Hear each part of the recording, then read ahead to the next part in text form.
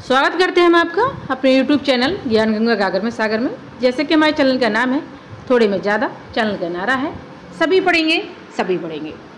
देखिए, आपके लिए पता है कि हम अच्छे छोटे छोटे वीडियो डालते हैं, ज़्यादा लॉन्ग वीडियो नहीं डालते हैं कि जिससे कोई वीडियो को दौड़ाए नहीं। और ये आज का जो टॉपिक है ना, बहुत ही भयंकर इम्पोर्टेंट, एग्जाम में 100% आने वाले क्वेश्चन है। और हमारे मशहूर बहुत ही अच्छे कवि, जिनके लिए श्रेष्ठ माना जाता है, जिनका वक्तव्य, जिनके आलोचनाएं, जिनकी रचनाएं सत्यता मानी जाती हैं, वो हमारे कौन से कवि हैं? आचार्य रामचंद्र शुक्ल जी हैं। इन्हीं के आधार पे काल विभाजन सही माना जाता है। तो हमने सोचा क्यों ना आज हम आचार्य रामचंद्र शुक्ल जी के ही सारे टॉपिक देखते हैं करके। क्या है, बहुत अच्छी रचनाएं हैं, इंपोर्टेंट रचनाएं हैं, इसलिए आप ध्यानपूर्वक धैर्यपूर्वक होकर के बैठ जाएं। एकदम क्लास जैसी फीलिंग आएगी, वो आप अच्छे से करें। और आपसे मेरा एक अनुरोध है कि आप वीडियो को दौड़ाएं नहीं, ठीक है? तो आइए चलते अपने पहले क्वेश्चन की तरफ। क्या है क्वेश्चन, आइए पढ़ते हैं क्वेश्चन के लिए। हिंदी साहित्य का ग्रंथ किसका है? देखिए, बहुत अच्छा क्वेश्चन है। हिंदी साहित्य का ग्रंथ किसका है? ठीक है, हिंदी साहित्य का इतिहास ग्रंथ किसका है? पूरा नाम इसका ये है, हिंदी साहित्य का इतिहास ग्रंथ किसका है। क्वेश्चन आता है तो वहाँ पे टॉपिक दिए रहे होते हैं, जैसे आचार्य रामचंद्र शुक्ल जी, हजारी प्रसाद द्विवेदी जी, महावीर प्रसाद द्विवेदी जी, भारतेंदु हरिश्चंद्र जी। देखिए, 4 प्रसिद्ध कवि हैं, चारों ही बहुत ही प्रसिद्ध कवि हैं। चारों ने बहुत बहुत अच्छा लिखा है, इनके बहुत बहुत अच्छे साहित्य इतिहास हैं, ग्रंथ हैं। तो इसीलिए इसी तरह से क्वेश्चन आते हैं।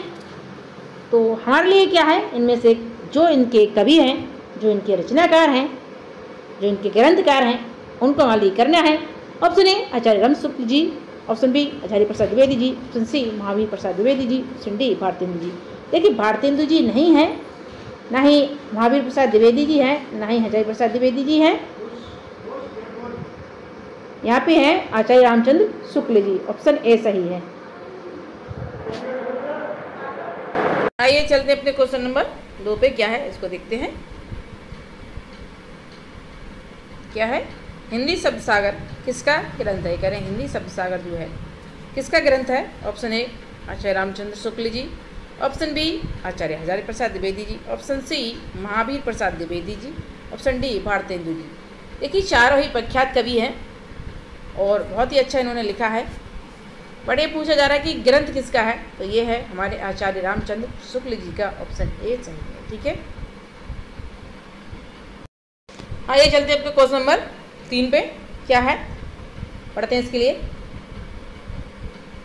चिंतामणि, चिंतामणि किसकी रचना, ये पूछ रहे हैं। चिंतामणि यहाँ पे पूछा जा रहा है कि चिंतामणि किसकी रचना है।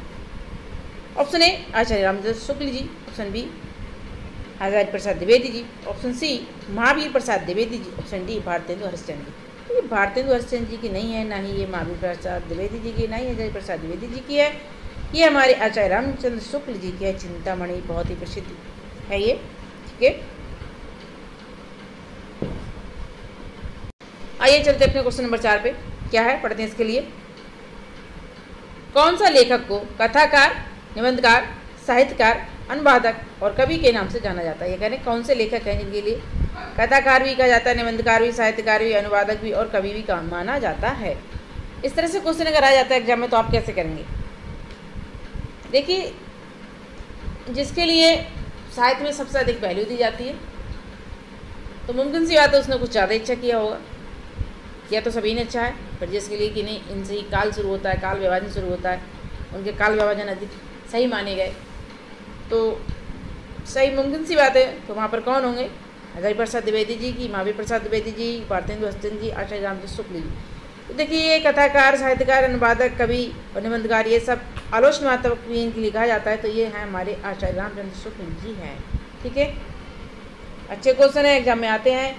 आचार्य रामचंद्र शुक्ल जी से मैंने इनके सारे क्वेश्चन यहाँ पर बनाए हैं और आप अच्छे से इसे पढ़ें, दौड़ाए नहीं। चलिए करते हैं आचार्य रामचंद्र शुक्ल जी का ही। इन्हीं के सारे क्वेश्चन मैंने उठाए हैं क्योंकि इनके क्वेश्चन 100% पूछे जाते हैं। बहुत ही अच्छे क्वेश्चन है, 100% एग्जाम में आते हैं, इसीलिए मैंने सारे टॉपिक आचार्य रामचंद्र शुक्ल जी से उठाए हैं। देखिए क्या है, बहुत ही अच्छा है। 11 बरस का समय, पूछ रहे हैं कि 11 बरस का समय आचार्य रामचंद्र जी की क्या है। निबंध है, आलोचना है, या कहानी है, या अनुवाद है। देखिए इस तरह से भी क्वेश्चन आते हैं कि 11 बरस का समय दे दिया और वहाँ पे लेखकों के नाम दे दिए और पूछा जाता है कि ये किसकी कहानी है। इस तरह से तो आप पहचान लेंगे। आजकल क्वेश्चन घुमा फिरा के पूछे जाते हैं, तो आप उस तरह से आप तो पहचान लेंगे। इस तरह से आप पहचान लें, ज़्यादा बढ़िया कि निबंध है, कि कहानी है, कि आलोचना है। इससे ये भी क्लियर हो जाएगा कि आचार्य रामचंद्र शुक्ल जी का है ये, और ये भी पता चल जाएगा ये किसका है। इससे आपकी डबल मेहनत ना होकर के एक सिंगल मेहनत में 2 क्वेश्चन तैयार हो रहे हैं। तो हमने इस तरह से क्वेश्चन बनाए हैं कि कैसे भी करके आ जाए, सीधे सीधे पूछ ली जाए, या इस तरह से पूछी जाए कि निबंध आलोचना क्या है, तो आप वहाँ भी करके आए, छोड़ के नहीं आए। चाहे एग्जाम कितना भी उलझाए, एग्जामिनर कितना भी उलझाए, ठीक है, आप करके ही आएंगे। क्या है ऑप्शन 11 बरस का समय आचार्य रामचंद्र जी की क्या है। ऑप्शन ए निबंध, ऑप्शन बी आलोचना, ऑप्शन सी कहानी, ऑप्शन डी अनुवाद। देखिए निबंध नहीं है। आचार्य रामचंद्र शुक्ल जी के 2 निबंध विचार भी थी, ठीक है। एक और है आलोचना, आलोचना भी है, अनुवाद भी इन्होंने किए हैं। यह है हमारी कहानी 11 बरस का समय, क्या है, कहानी है, ठीक है। चिंतामणि भी इनका क्या है, निबंध है, ठीक है। आइए चलते अपने नेक्स्ट क्वेश्चन की तरफ। क्या है इसके लिए पढ़ते हैं। देखिए सारे क्वेश्चन अच्छे हैं। क्या पूछा जा रहा है, चिंतामणि जो है, चिंतामणि निबंध कितने भाग में संकलित है। जो चिंतामणि निबंध है किसका है, आचार्य रामचंद्र शुक्ल जी का है। तो ये पूछा जा रहा है ये कितने भाग में क्या है, संकलित है। Option A 1, option B 2, option C 3, option D 4। तो देखिए चिंतामणि निबंध जो है 4 भाग में संकलित है, ठीक है। ऑप्शन डी सही है। अगर वहां पर कहीं पे एग्जाम में अगर 4 नहीं दिए रखे, 1 2 3 है, तो आप वहां पे 3 पे भी कर सकते हैं, ठीक है। आइए करते अपना नेक्स्ट क्वेश्चन। क्या है पढ़ते हैं, बढ़ते हैं अगले क्वेश्चन की तरफ। क्या है, रस मीमांसा आचार्य रामचंद्र शुक्ल जी का क्या है। ये करेंगे रस मीमांसा। देखिए आते हैं क्वेश्चन, रस मीमांसा वहाँ पे दे दिया जाता है और पूछा जाता है, रचनाकार दे दिए जाते हैं कि ये रचनाकार बताइए इस रस मीमांसा जो लिखा हुआ है इस रचना के रचनाकार कौन है। इस तरह से क्वेश्चन आता है तो उसमें आप आसानी से कर देते हैं। बट यहाँ पे अगर पूछा जाए कि रस मीमांसा क्या है, इसमें यह भी क्लियर हो जाएगा कि आचार्य रामचंद्र शुक्ल जी का है ये तो हो ही जाएगा। और ये भी पता चल जाएगा कि ये क्या है। इस तरह से पूछा जाएगा क्वेश्चन तो आप वहाँ पर 100% करके आएंगे, छोड़ के नहीं आएंगे।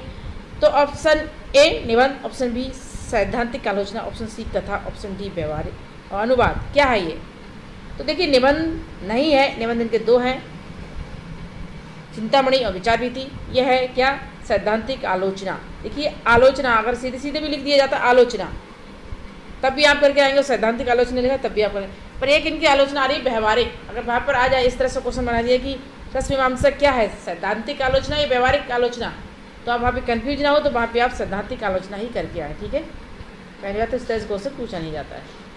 तो ऑप्शन हमारा बी सही है। आइए चलते अपने नेक्स्ट क्वेश्चन पे। क्या है करते हैं, इसके लिए पढ़ते हैं। क्या है, हमारे आचार्य रामचंद्र शुक्ल जी के क्वेश्चन है, सभी बढ़िया क्वेश्चन है, आते एकदम पूछे जाते। जायसी, ये पूछा जा रहा है जायसी आचार्य रामचंद्र शुक्ल जी का क्या है। आप ये कन्फ्यूज ना हो कि जायसी, बिल्कुल सही, मलिक मोहम्मद जायसी के बारे में पूछा जा रहा है। पर उन्होंने जायसी के ऊपर लिखा है किसने, आचार्य रामचंद्र शुक्ल जी ने। तो उन्होंने क्या लिखा है, जायसी इनका क्या है जब इन्होंने लिखा है। ऑप्शन इस तरह से अगर आ जाए तो जायसी क्या है। ऑप्शन ए निबंध, ऑप्शन बी व्यवहारिक आलोचना, ऑप्शन सी कथा, ऑप्शन डी अनुवाद। देखिए अनुवाद नहीं है, ना ही ये कथा है और निबंध तो है ही नहीं, यह है व्यवहारिक आलोचना। अगर आप सैद्धांतिक आलोचना आ जाए तो मैंने कहा नहीं, सैद्धांतिक आलोचना आ जाए, व्यवहारिक आलोचना आ जाए, तो आपको ध्यान रखना होगा कि जायसी क्या है, व्यवहारिक आलोचना है, सैद्धांतिक नहीं है, ठीक है। आइए करते हैं अपना क्वेश्चन नंबर 10। क्या है इसके लिए करते हैं, सूरदास आचार्य रामचंद्र शुक्ल जी का क्या है। देखिए सूरदास के ऊपर भी इन्होंने लिखा है, किसने, हमारे आचार्य रामचंद्र शुक्ल जी ने। तो ये पूछा जा रहा है जो उन्होंने लिखा है तो ये क्या है। ऑप्शन ए निबंध है, ऑप्शन बी सैद्धांतिक आलोचना है, ऑप्शन सी व्यवहारिक आलोचना है, ऑप्शन डी अनुवाद है। ये क्या है।